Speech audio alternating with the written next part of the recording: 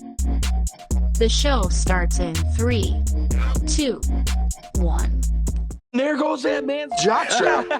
Oh my God, did you see that? America's team? Yeah, right. Oh, baby, it's a big day in sports. There's nothing like battling it out with your teammates all season long to go win a championship. Green Bay's got it this year. Huge move for them. I think it's going to be a game changer. We have a lot to talk about this busy week in the sports world. Welcome to the In a League of Their Own podcast. The In a League of Their Own podcast is brought to you by Golf Kicks. Screw your shoes. By Canadips. Rep Sports. By Smooth My Balls. And by Streamer Loot. Check out the In a League of Their Own merch line today. Welcome to the show. Let's see what Austin and Collin are diving into today. Hello, everyone. Welcome to today's episode, number 78 of In a League of Their Own podcast. To kick off today's episode with number 78, we're going to talk about Bruce Smith. He was a defensive end who played for the Bills and the Redskins. He is the NFL all-time sack leader with 200, which is an amazing achievement, and especially since he spent the majority of his career as a 3-4 defensive end, which means that there's only 3 linemen for those of you who don't understand what that is. He was double and triple teamed most of his career inside on the pass rush, and he recorded 10 or more sacks in 13 seasons, which no other NFL player has done to this day. He was also named to the 1980s and 1990s all-decade teams for both years. And then in his greatest season, 1990, he amassed 19 sacks, 101 tackles, which will probably never be done ever again. So that's number 78. For Bruce Smith. What do we got going on in the NFL, Collin? Yeah, a handful of things to dive into. One being the ongoing investigation of Deshaun Watson. The FBI is now said to be involved in the investigation. At first, it sounded like, by hearing this, it's all over but the crying for him.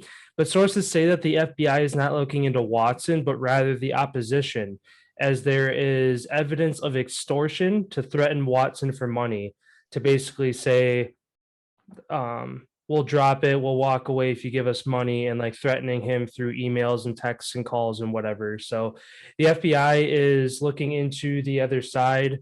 There were 23 cases, one which got dropped. So there's still 22 active cases. And there's been evidence of a handful of them with extortion possibly being a thing. So yeah, I guess that's one good thing for Watson. Like I said, at first hearing, the FBI is involved, that can never be good. But in this case, it is good for him if the FBI is investigating the other side to what's going on. Yeah, like we've said from the beginning of time since this whole thing, hopefully he's not guilty of all of these accusations. But you'd have to think out of all 23 that they all, that'd be quite a bit if they were all extorting him for some money and stuff like that. So FBI is going to do their work, and,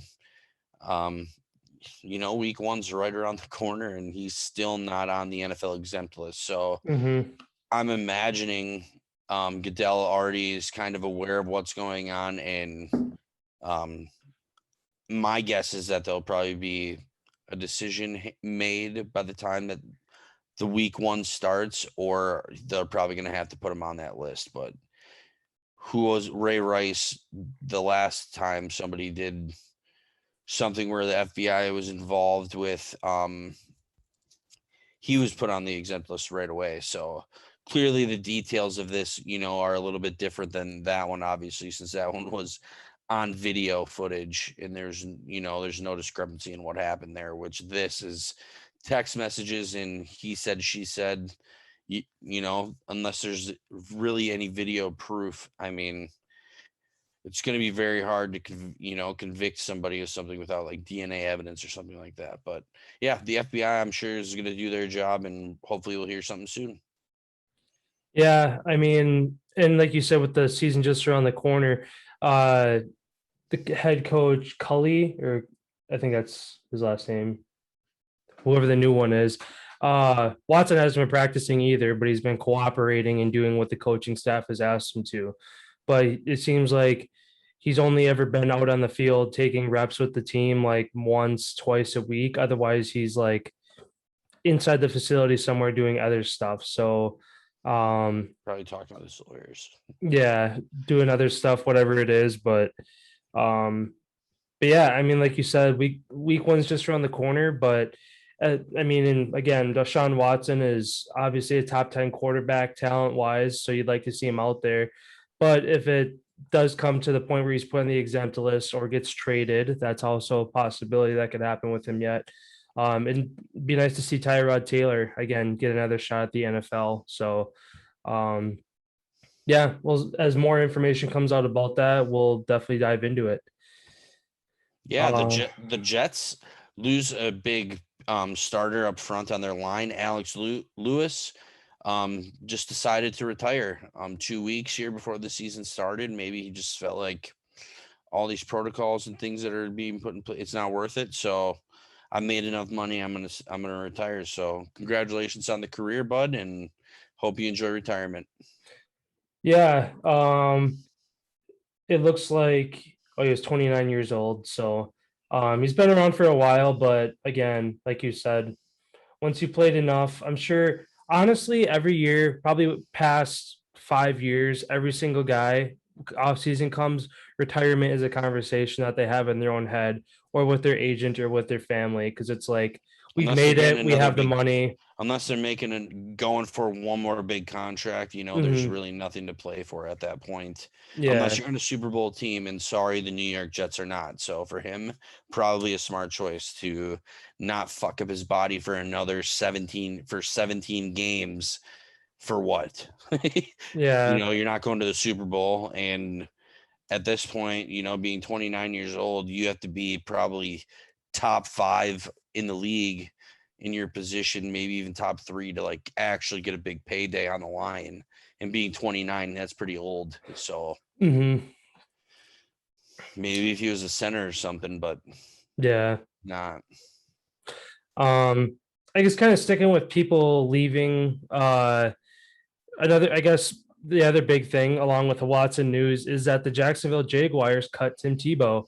I mean, this is one that I don't want to talk too much about just because Everybody saw it coming. Yeah, everybody saw it coming and it's getting all the media's attention and they won't stop talking about it. But basically, my 2 cents on it is I'm not surprised at all. I mean, basically, the only reason he got a chance to begin with is he's good friends with Urban Meyer, and for one, and two, he picked a team that doesn't have star like tight ends. The other we're talking, I think it was yesterday, you said if he had a chance to go down another team, the Texans might be one.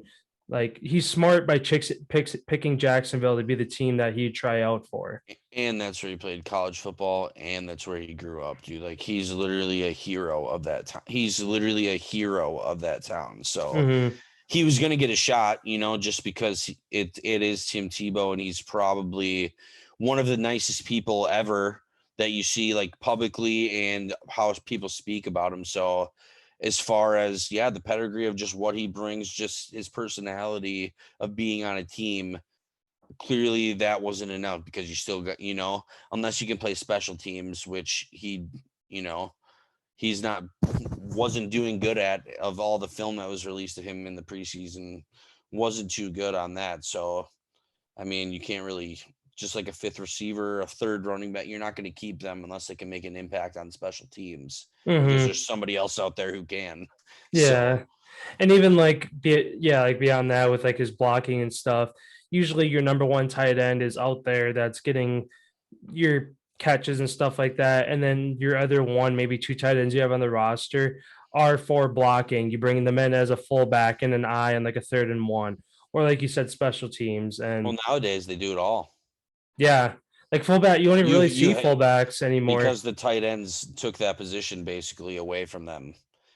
Which you still see the 2-3 fullbacks that are still left in the teams that still have a fullback on their team. Alec Ingold on the Raiders is the only one I could think of. San Francisco 49ers. Oh, Juszczyk. Yeah. Those are and then I know there's one more for sure, but I just can't think of it off the top of my head right now. But yeah, so you have to be you're going to be a tight end, because I don't see the fullback position coming back into play as it's going more air, quarterbacks are doing a lot more running than handing the ball off. So I feel like you're going to see a lot of these tight ends, like look at who is the number one tight end that went in the draft. Pitts. Like him, how he's built and how he can play wide receiver or tight end. I feel like that's going to be the new meta of how these kids are going to build their bodies / I need to be fast enough where I can play receiver, but I need to be good enough at blocking and big enough to actually make an impact. So yeah, I feel like that's going to be the new wave. And like we said, tight ends are starting to get paid a lot of money. And now that they have this tight end university where a lot of the top end guys are taking these younger guys underneath the wing, I feel like that's only going to generate more impact and more money for that tight end position for years to come. 100%. But yeah, otherwise, or I guess kind of wrapping up with Tim Tebow.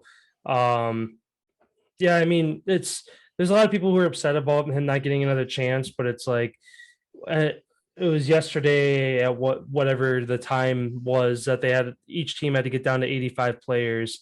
I mean, he's just another guy on the roster. He has no obligation to be held on that roster, and especially again going from 4 preseason games to 3, that timetable becomes even shorter yet, to where the people who like aren't giving you good vibes and not doing it for you on the field, you got to let them go as soon as possible. So yeah, I don't know. I feel like this is the end of it for him. I mean, in the past day and a half since he got released, I haven't seen any interest from any other teams picking him up, and I don't expect that to be the case either. So yeah, me either. But if it's meant to happen, whether a team picks him up to be a coach or an advisor or something along those lines, I could totally see that happening more than another team picking him up to play tight end. Yeah, for sure. But you also never know if there's a team that becomes super desperate and needs a quarterback. You never know if he could, he played baseball, so his arms, he still got his arm. Mm-hmm. So you never know. Could it be Tebow time again somewhere? Yeah.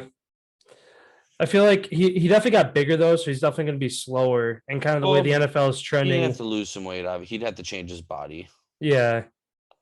But again, he's at that point in his career where he's done it all. Is it worth it? You got enough money. I could see him working for ESPN or something like that, or being, like I said, being an advisor on a team or a quarterback. Well, before he came back to the NFL, or before he went to the MLB to try out with the Mets, he was on the panel for college football with like Curb Street and Desmond Howard and those guys. So he's always got a place to probably go back to where if you want to hang it up again, come and be an analyst here or there or whatever. But like I said, he's one of the nicest people ever, and a lot of people tune into whatever station he's on just because it's Tim Tebow. Yeah, exactly.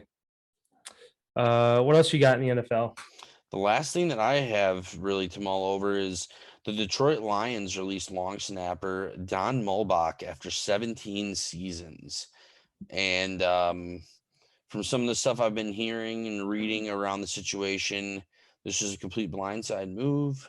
And yeah, that's unfortunate that after 17 long seasons, you finally get the axe.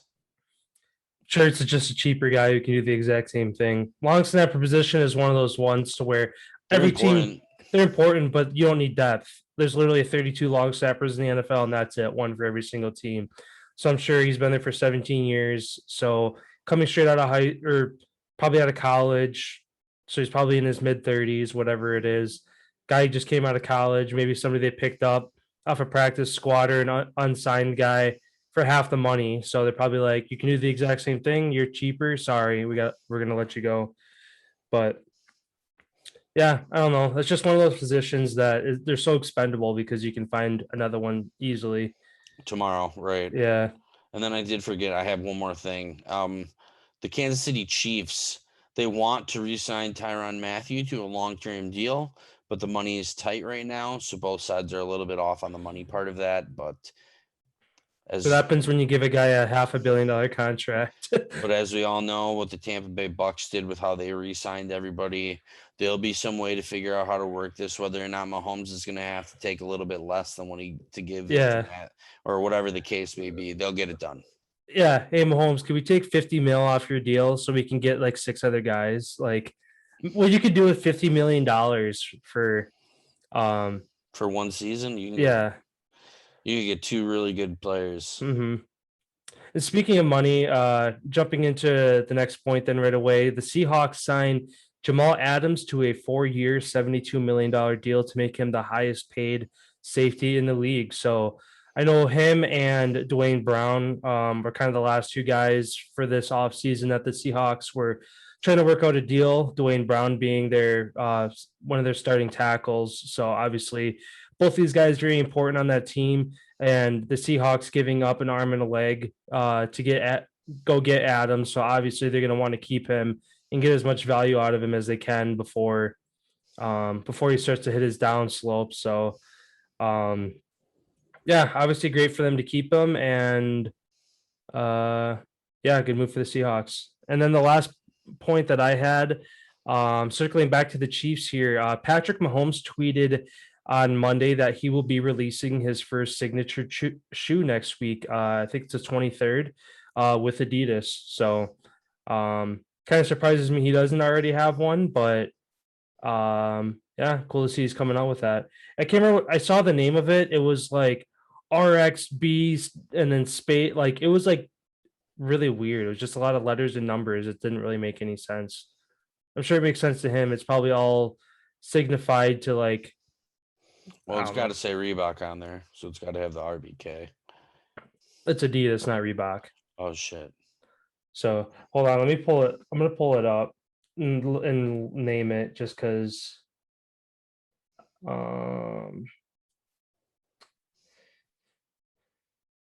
Let's see here. It's gonna be on here somewhere. Well, and then real quick while you're looking for that, Chicago Bears lose rookie Tevin Jenkins. He's injured his back and he's going to have back surgery. And the team hopes that he can return this season at some point. That's a huge loss for the Bears, as you know, he was a really high draft pick for them. Who was that? Tevin Jenkins. Oh yeah, that's right. I'm just gonna Google it. Either I lost it in the list, or it says DNA X Mahomes. Oh, here it is. Set to release signature shoe. It is the Mahomes One Impact FLX. So I guess it wasn't as complicated as I thought. But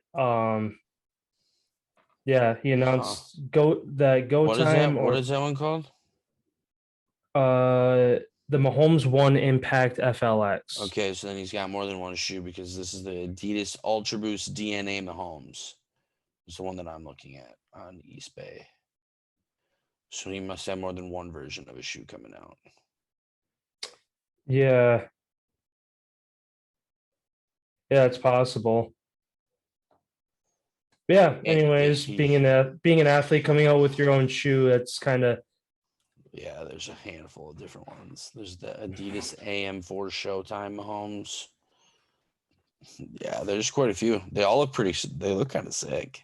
Yeah, Adidas is one. I've always been Under Armour and Nike. Comfy shoes too.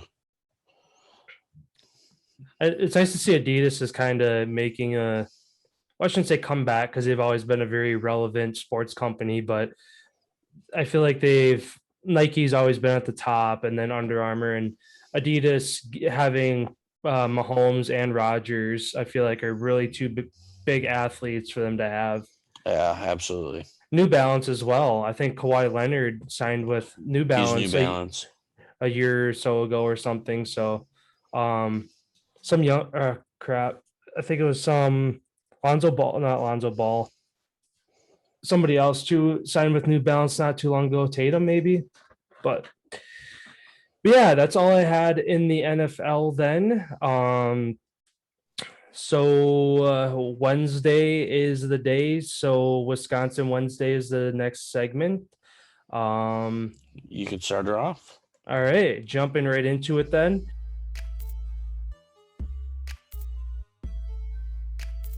Some Packers news. The Packers make a cornerback trade with the Giants. The Packers send Josh Jackson to New York in exchange for Isaac Yiadom.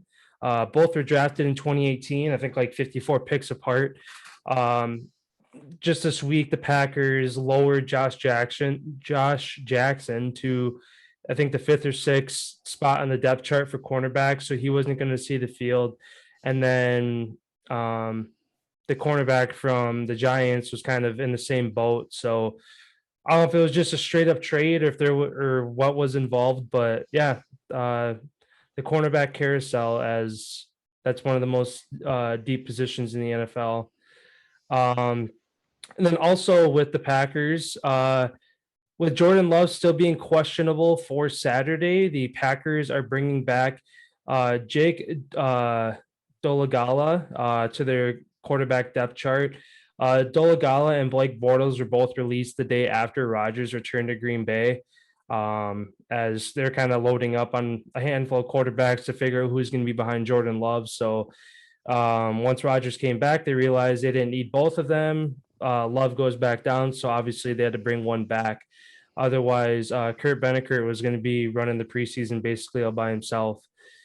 Talking about it last week, the Wisconsin Badgers were previously ranked number 16 and now move up to the number 12 spot in the official preseason rank list. I think this is the last list that they release before week 1 happens, which is, I think, two Saturdays away. So not this Saturday, but I think the following Saturday might be the first weekend of college football. Also sticking with the Badgers here, in the final game of the Bucks Summer League, former Badger Demetric Trice drops 24 points in 26 minutes. They ended up losing that game to the Nuggets, but still good to see, again, rookies, second-year guys balling out there. And then the last point for Wisconsin news, in the Northwoods League, a champion will be crowned on Friday. The St. Cloud Rocks have punched their ticket from the Great Lakes Conference and await their challenger from the Great Plains Conference. As tonight, the Madison Mallards take on the Traverse City Pit Spitters for a spot in the championship game. So highlight who wins that for you guys next week. Sounds good. And then I have one brief thing here to bring up as well. For Wisconsin high school football, there are 2 awards that are handed out every season. One is the Joe Thomas Award. It's for the state's top senior offensive lineman. That list was released today. Obviously, I'm not going to go through and read every single name on this list, but there's I'd say about 70 kids roughly, if I had to guess, on this list. 25, there will be a final 25 halfway during the year. And then the final 5 finalists will be chosen at the start of the playoffs, and then the winners will be announced the week of the state final. And then as well, we have another award, the Dave Craig Award, which is presented to the state's top senior quarterback. So that a list is released as well. And I want to say that there's probably about, I don't know, if I had to guess, I'd probably say like 50 names on there. And it's the same thing. It will be cut down to 25 halfway through, final 5 there. And then I was just looking, there's one kid from DC Everest on here, actually. So pretty cool. Bo Savoke. So go get him, Bo. Sounds good. Cool. Then jumping over here to the NBA, what you got over there? So coming out of the NBA, for those of you who didn't get to watch, actually I think that's being released tonight. Kevin Durant and Draymond Green's conversation that they had to sit down. I think that's airing tonight, and it's kind of funny how Kevin Durant and Draymond Green say the Golden State Warriors mishandled the 2018 incident that contributed to the breakup. They believe that they still could have been together as a super team if the Warriors would have, kind of stepped in and made things right and listened to the players but it didn't work out. Now we have everything, what we have it now. And then I guess real quick, Patrick Beverley on the move again, going to the Minnesota Timberwolves from the Memphis Grizzlies. So looks like he's finally found a home there. I think that he's going to get a handful of playing time. Hopefully he makes an impact and turns that team around from being one of the bottom feeders of the league. Yeah, that was one of the points I had down too, and it's crazy that less than a week, it was literally days. He was traded from the Clippers to the Grizzlies, and then now up to the Timberwolves. So I wonder if, I don't know, all teams can do that, but it just sounds like kind of like how there's that tampering investigation going on with Lonzo Ball and Kyle Lowry, to where if the Timberwolves were in Memphis this year, like, hey, we have nothing to give the Clippers. If you go get him, we'll give you this. Where all of teams are allowed to do that, but if they aren't, that kind of sounds like tampering, to where there's conversations behind the scenes to make things go. But yeah, it's just weird that he got moved literally a couple days after from going from the Clippers to Memphis is definitely a down step, and then even from the Grizzlies to the Timberwolves is an even bigger down step. So I don't know if Beverly even had any say in it, but I know I wouldn't imagine to go from the Clippers to the Timberwolves in less than a week. That just doesn't sound like you're having a good week. But yeah, also in the NBA, the Sacramento Kings defeat the Boston Celtics to claim the NBA Summer League title. And then the last point I had is that the Philadelphia 76ers signed Joel Embiid to a 4-year, $196 million supermax. So the 76ers keep making moves. Still no talks on Ben Simmons on trying to keep him. Well, they ain't going to be able to if they just gave him the supermax. Yeah, exactly. And I know they made a couple other moves in this offseason. So, yeah, I don't know. But at the same time, you don't want to run out of money to where you're going to have to let Simmons walk, especially after they just gave him a huge contract. Because I know we were talking about that in one of the episodes last week where the 76ers just gave Simmons a huge contract where they're going to owe him like over $100 million if they're going to buy him out to let him walk. But yeah, no other news on that. And then, yeah, that's all I got for the NBA. That's all I had. All right, then jumping over to the diamond here, the Detroit Tigers broadcaster Jack Morris has been suspended after racist comments being made on the air about Angels star Shohei Ohtani as he was going to the plate. Supposedly, as Ohtani was walking to the plate, he said like in an Asian accent something or whatever. So the Tigers have suspended him indefinitely, and I'm sure he's going to get the boot. He might have already got the boot, so we'll see what's going on there. But moving over to Oakland A's pitcher Chris Bassett will require surgery after taking a line drive to the face last night. It's a pretty scary moment. Had to be taken off the field on a cart. It looks like his vision has not been affected though, so that is good. But looks like he's going to need to reconstruct one of his cheekbones, is kind of what they're saying. The Cubs end a 12-game skid with wins last night and today over the Reds. And then the Yankees are turning things around as they draw even with the Red Sox for the second wild card spot in the AL. Just over a month ago on July 6th, the Yankees were 10.5 games back from the Red Sox. So I know we were talking, I think, yeah, it was last episode about the Yankees having one of the easiest schedules down the stretch to end the year and the Red Sox having one of the toughest. So looks like the Yankees might turn things around and end up stealing one of those other wild card spots. I know the Oakland has the other one right now. So it's going to be basically a race between the Red Sox, the Yankees, and then what was the third team? The Blue Jays? Red Sox? Yeah, Blue Jays, Red Sox, Yankees. I think we're the three teams that have the best chance. But I mean, there's still over a month of baseball left, so another team could come out of the works and go on a long streak too. So we'll see what happens there. And then the last point in the MLB is that the Brewers got the 2-0 win last night. And tonight they can clinch a series win over the Cards and extend their lead over the Reds, as Cincinnati has suffered back-to-back losses. I think they're at a 9-game lead now in the Central. So with another 2 wins and another 2 losses by the Reds, they can extend that lead to double digits. And that's all I got. Sounds good. And then briefly, I'm not gonna talk about the MLB here, but I'm kicking it over to the Little League World Series, which gets off underway tomorrow at 12 o'clock Central Time, so noon.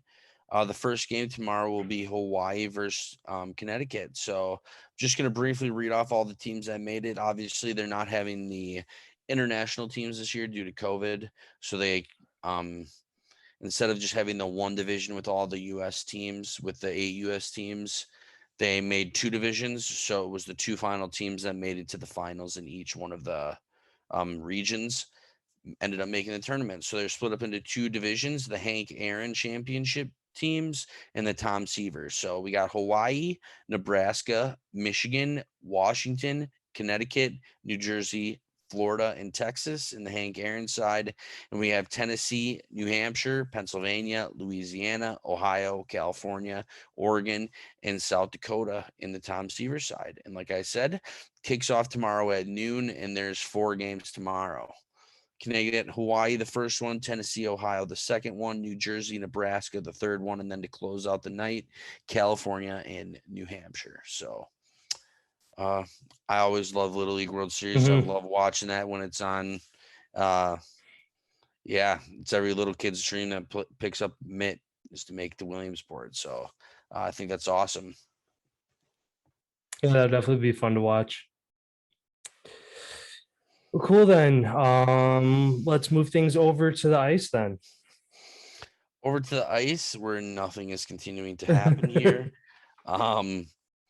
NHL team jersey fonts now can have ads on the jerseys starting in 2022-2023. This is to help teams bring in revenue. Obviously, due to the whole COVID situation, teams lost a lot of money, and that's why last season you saw the arena logos on most of the helmets on every single team was just extra advertising. So yeah, it's going to be interesting to see what happens. The Arizona Coyotes are hosting a 6-team rookie tournament. All the rookies in the league are invited down to Arizona and skate in a rookies tournament. So that should be cool for all the rookies out there. And yeah, that's about it. Sounds good.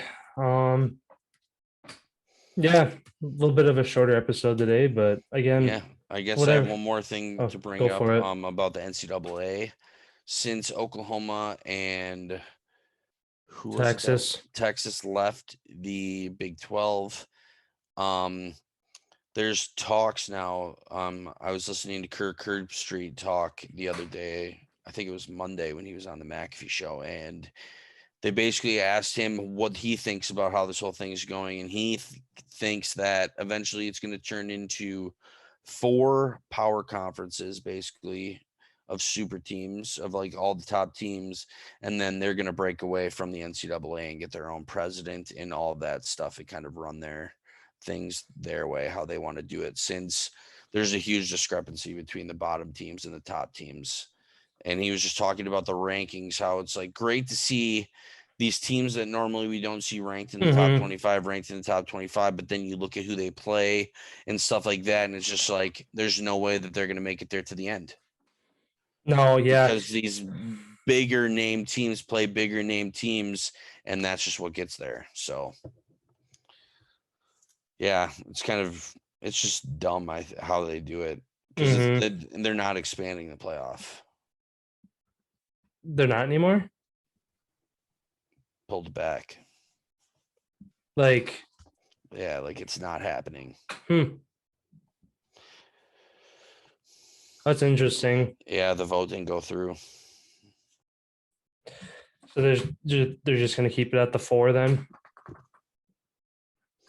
and they're hoping they don't want to go to 12. I heard was the biggest reason why it was no, is that there's not 12 top fucking teams in the country. Yeah, like there's maybe there's 6, maybe 8. Yeah. I mean, 8's even a stretch on some years where more times than not, it's really 2 teams that dominate everybody. You know what I mean? Yeah. So it's a stretch to get it that far. Like, I get that it's awesome for these schools to like make it to the playoffs and stuff like that, but it's just like those schools, are making more money, but are also losing more money because they're probably not going to end up winning. So, it's kind of like a loss. Yeah. And you just said that there's a lot of people don't feel like there's that many good teams. So why should we have to pay the money to go do all that stuff just to go get our ass kicked for being the 12th team? So that's why I guess it didn't go through. Yeah, and then plus with 6, if you move it, like 8 would make the most sense. Having 6, you'd almost have to administer buys to like the top 2, top 1 or 2, and then, I don't know how they'd even do that. Plus, then playoffs would take such a long time to where it'd take a month and a half if you go to 8 or 10 or 12 teams. That's why I think 6 is like almost as far as you can stretch it. You give buys to 1 and 2. The next 2 teams play on each side. Whoever wins plays the bye teams. Yeah, basically the old NFL format before they moved it to 7 teams. Yeah. I mean, that makes sense. Yeah. To make it more fair, you don't let the bye team have a home game. You do it neutral site. Oh yeah, they're all at neutral sites once you get to the playoffs. It shouldn't be though. I feel like you should get home advantage for making it, because that was another thing with the playoff thing too. Was a lot of teams that wanted they wanted a home game at their stadium for the top seeds. It's just like that'd be cool because you're kind of going on the road. It's just like when you do in the NFL, you're on the road at somebody else's house, and especially for a playoff game, that's got to be so intense, like crazy fans and stuff like that. So you'd think that whatever school would be hosting would make a shit ton of money, but like the team that's traveling is probably losing a lot. Yeah, that's true. Because I mean in the NFL, it's all you have home field advantage until the Super Bowl. Even high school, so much more money. I think at level 3 it moves to neutral site. Otherwise, it's whoever's the higher seed gets home field. Yeah, and D1, it's home field all the way till state. Yeah. Yeah, so that's level 4 then, not level 3. Yeah, it's weird thinking about that, how because the college football playoffs, the 2 semifinal games are just bowl games. So those are always just set in Atlanta, and then where's the other one? Normally USC. Yeah, Rose Bowl. Yeah, Rose Bowl. Yeah, so it's Atlanta, and they always then have the Alamo Bowl and fucking Dallas Stadium. Then they got there's so many. Well, I'm just saying for the college football playoffs, it's always the same 2. It's always the Rose Bowl and but it changes. It's whatever last year. I think it was the PlayStation. I thought it was the PlayStation Bowl last year. PlayStation Fiesta Bowl, because those 2 combined for whatever reason. But yeah. Cool. Then send us home here. Thanks again, everybody, for tuning into our episodes. We're getting closer and closer to that 1,000 mark on YouTube. So if you're watching this and you have not yet subscribed and you're enjoying the content, feel free to hit that subscribe button and the bell notification next to it. That way you know when our episodes are posted. Off air, check out all of our other platforms: Instagram, Twitter, TikTok. Anything that happens outside of this hour window every day, usually we're pretty good at staying up to date on sports news there. And then for our audio episodes, feel free to check out Google Podcasts, Spotify, anywhere associated with Anchor. You can find us for those audio episodes. Again, appreciate you guys for stopping in, and we'll see you on Friday. See you guys on Friday.